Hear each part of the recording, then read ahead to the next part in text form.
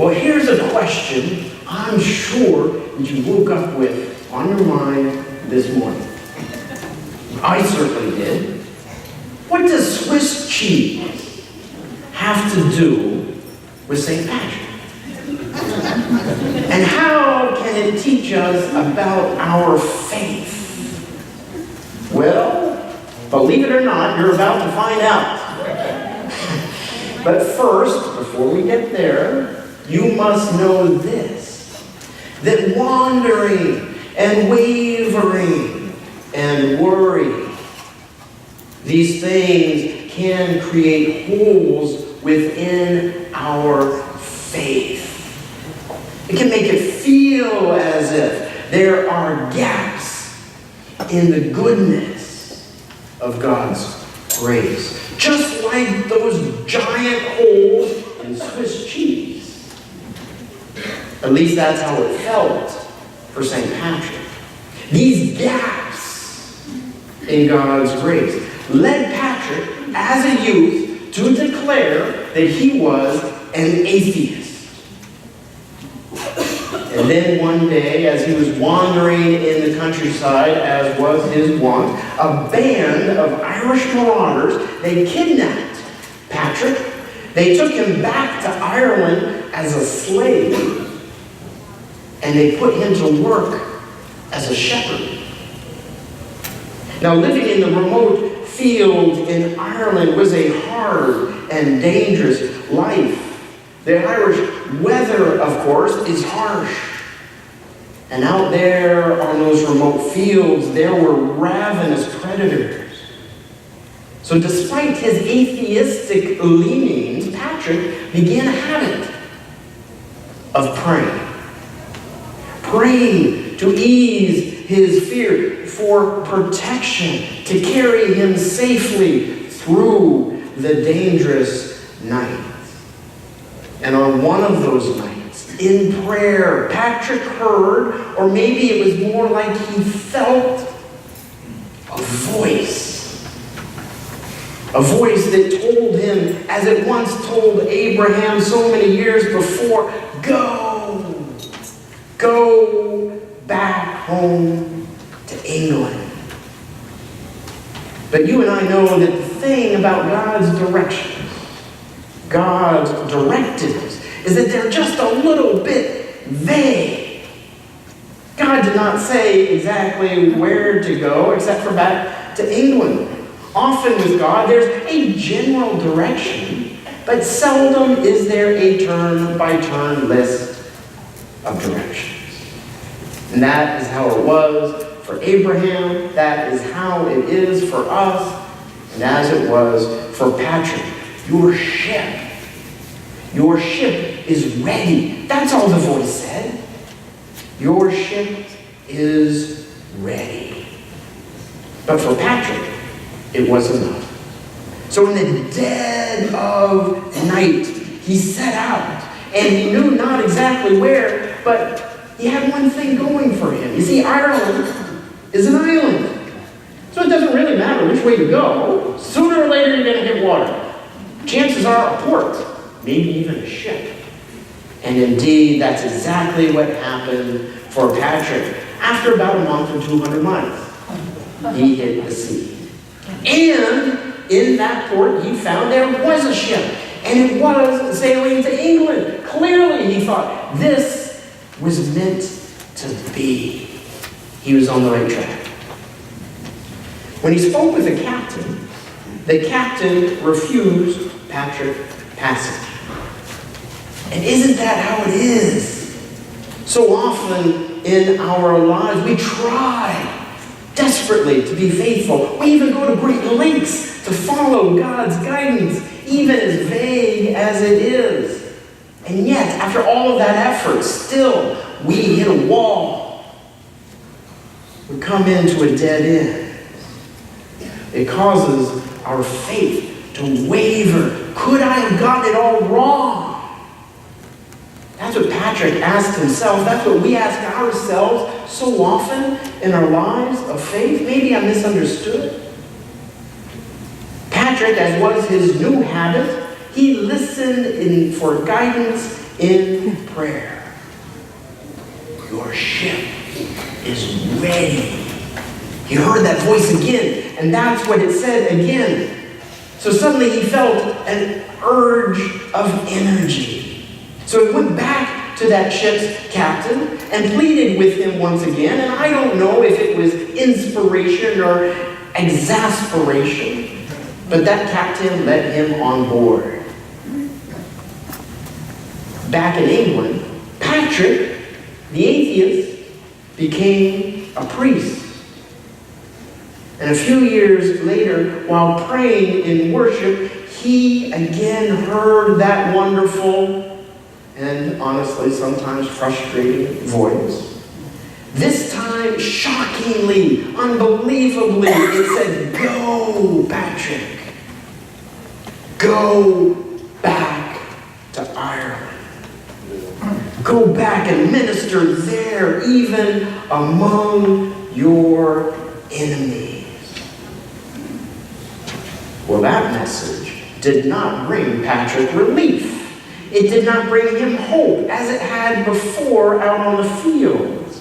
Instead, it brought him a sense of dread. Patrick was afraid that if he went back, he would be recaptured. He would be punished. He might even be killed. And on top of that, he struggled with resentment. He searched his heart. Could he offer God's forgiveness, God's love to the very people that had caused him so much pain? He did not think so. Nor, this time, did he pray about it. He passed on the prayer. And yet, in the middle of the night, he had a dream. God burst into that dream. In it, Patrick was trying to pray, but no words would come out of his mouth, only silence. And then finally, words did come, but it wasn't his voice. It was the voice which he had heard before. And he took that as a sign that God would do for him what he could not do himself. So back to Ireland he sailed, yet he was terrified. You see, being a saint does not mean that one is fearless. Being a saint means that you are full of fear and yet faithful. So on that ship, on his way back to Ireland, Patrick wrote a prayer, and this is it. Christ, shield me against poison and burning, against drowning and wounding. Be with me, God. Before me, behind me, beneath me, above me, on my right side, on my left side, when I sit down and when I stand up. That is a prayer of a fearful man, being faithful nonetheless. It is a prayer of a man who has just barely enough courage, who loves his neighbor, his enemy, just barely enough to bring them God's peace and grace. And that is what made Patrick a saint. And when we do the same, when we shine the healing light of God back into the tears of our past or even our present, we create a rainbow of healing possibilities and unimagined outcomes. Knowing this, St. Patrick popularized the Celtic cross, which is found on the cover of your bulletin. It is a cross with a circle behind it. The circle is representative of the sun. The Celtic cross is a statement that God's light shining through pain and hardship, even of the cross, can and does redeem and transform and heal, creating the rainbow-like miracle of new life the new life of Easter.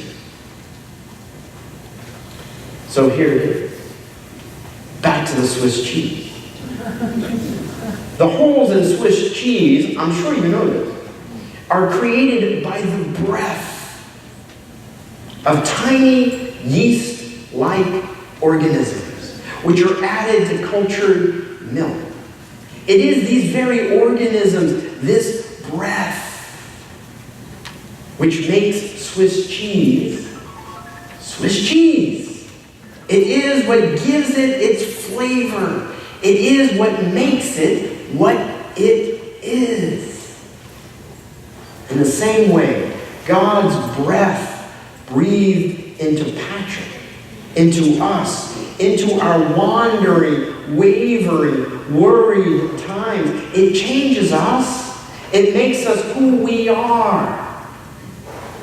It imbues our very soul, if we let it, with a saintly savoriness. Such times are not mere empty holes in our life. They are remnants of when God's Spirit filled us in our time of need. They are remnants of when God gave us the courage and breathed new life into us. Those seeming holes are the scars of holy healing. Who knows where God is calling you this Lent? Perhaps in a present hardship, while not caused by God. That hardship can be used by God to bring light and blessing to others, in the same way Patrick brought to the people of Ireland. Or maybe this Lent you were wandering, a bit lost, a bit unclear of where you're going. If so, keep going anyway.